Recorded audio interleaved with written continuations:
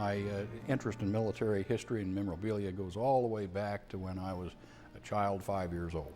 And my father built drive-in theaters. And this was right after World War II. Guess what? Lots of World War II movies and all sorts of war movies being played. And it just became natural. I became interested in military items, military artifacts, and military history because I saw so many John Wayne movies, I suppose. My dad was not a collector, but he came home one day with a Civil War musket that someone had given. They owed him 20 or 30 bucks and they gave him the musket. And so I remember that, that I took charge of that musket right away. I remember it was much taller than I was at the time.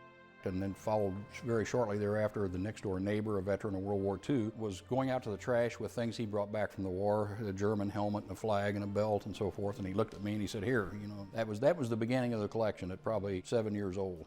And then to be able to see and touch these same kind of artifacts just brought it all alive.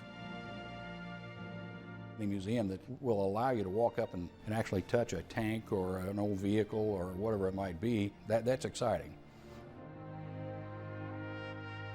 So I continued as a young boy to accumulate artifacts from whoever would let me have them. And so through high school I did that, and then in college I continued to do that. And so the collection began to grow and grow, filling my parents' basement. All this time I kept collecting and collecting.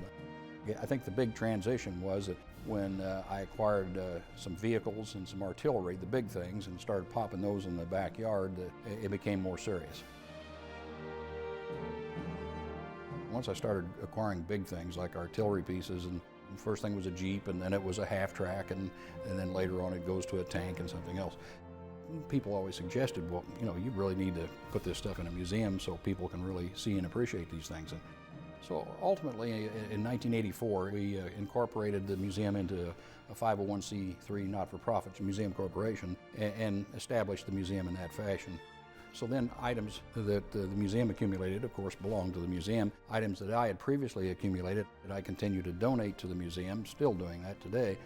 And of course, we operated on volunteer, and we still operate only on total volunteers. We have a core of about 50 or 60 serious volunteers with the museum right now. The way we were expanding, we knew we had to find a new location.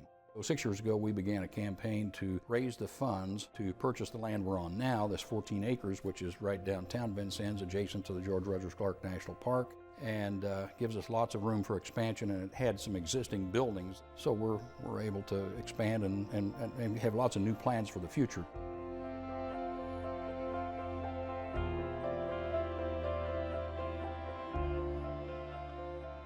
The events are what we call living history events. The reenactors come in fully equipped. They come up and set their camps up, set their displays up. They'll go into these trenches. People can walk around and see all of these things just as they would have been during World War I or World War II or even the Civil War. And so they're great for everybody. The young and old, they all enjoy this.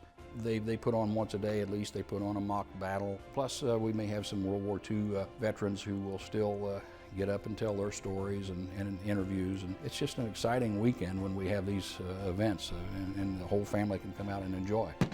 It does bring history alive to the fullest. When you can see something like that, instead of on film or on the page in a book, there it is in real life. And talk to these collectors and these living history people who love to get into this, and it's a real educational process as well. It's gratifying to see the school groups come in, to see young people excited about what they're seeing, and so that they understand what the cost of freedom has been for our country and what men and women in our armed services have had to do to maintain the freedoms we enjoy. And I think that's the goal, the ultimate goal, of course, of what we're doing. And we have a lot of veterans who come in as our docents and meet those school groups and talk to them. And those are fantastic ways in which we can help the young people understand. There has to be new young people. There has to be another generation that picks up where we leave off. And so when you see a young person come in here, and I mean, I've seen boys and girls, 10, 11, 12 years old that know more about this stuff than I did when I was that age. We're achieving a lot by nurturing those people.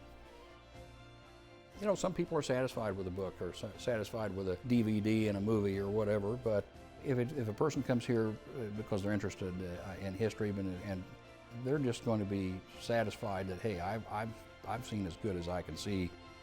This is a package right here they can't beat anywhere else. Go to a museum where you can see the artifacts that were there when something happened. Brings it all to life.